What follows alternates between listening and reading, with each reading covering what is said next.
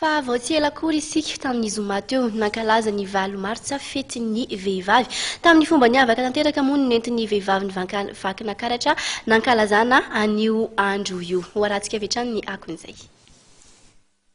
Tsy diso anjara ny andriambavilanitra tao vakin'Akaratra ary niavaka ny fankalazana ny andro an'ny vehivavy 8 martsa lasa teo.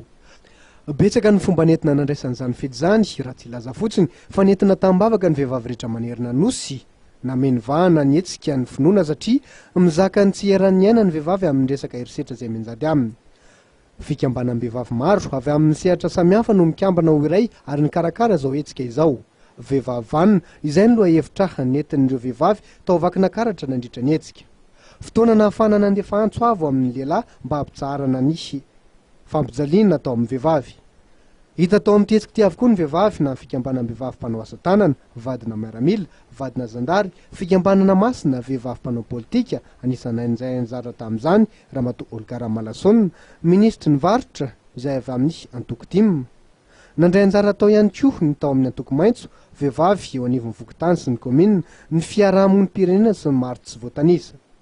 Saika hita tao amin'ny tetsika ty avokoa ny zava-bitandreo vehivavy na ny zaitra zany na ny firavaka na ny sakafo sy ny karazana mofomamy isan-karazany izay asa tanan'ny vehivavy tao avokoa ary ny fampizarany mamy ho an'ny vehivavy rehetra.